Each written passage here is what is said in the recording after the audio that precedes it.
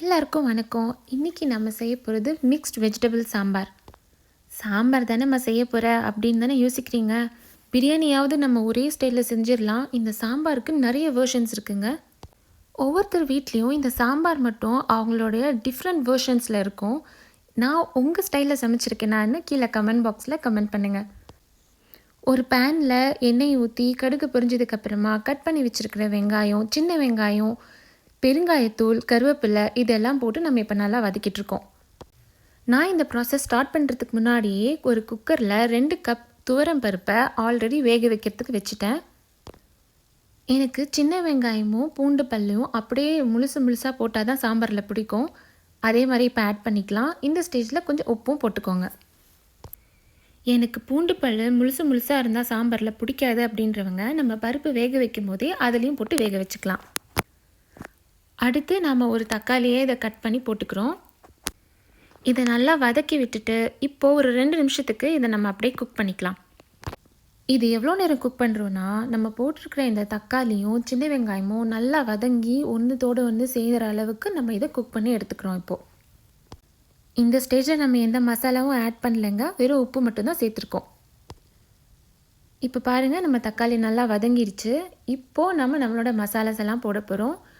மிளகாப்பொடி, மஞ்சப்பொடி, சீரகத்தூள், கொஞ்சமாக வெந்தயத்தூள், மல்லித்தூள் எல்லாத்தையும் சேர்க்குறோம். இன்னும் கொஞ்சம் உப்பும் இந்த ஸ்டேஜில் சேர்த்துருக்கேன், ஏன்னா நான் அடுத்து வெஜிடபிள்ஸ் போட போகிறேன். நான் இதில் போட போகிற வெஜிடபிள்ஸ் இன்றைக்கி பீன்ஸ், முருங்கைக்காய், கத்திரிக்காய்.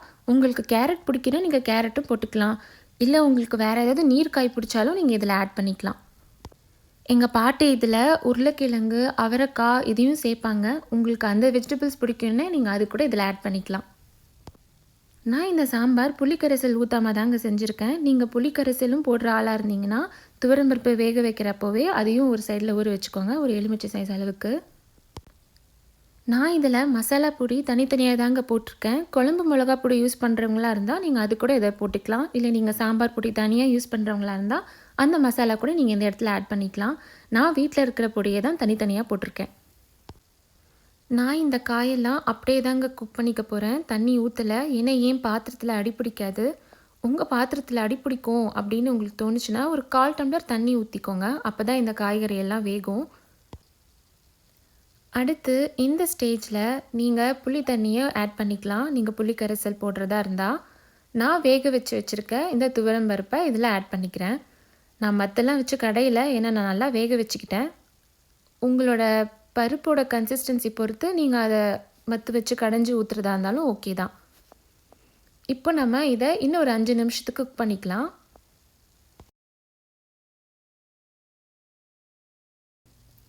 நம்ம சாம்பார் ரெடி அப்படின்றதுக்கு நம்ம லிட்டு இப்போ திறக்கவே வேண்டியது இல்லைங்க, வாசனையிலே தெரிஞ்சிடும். அவ்வளோதாங்க. இப்போ நம்ம கட் பண்ணி வச்சுருக்கிற மல்லி இலையை இதில் சேர்த்து நம்ம சாம்பாரை இறக்கிக்கிறோம்.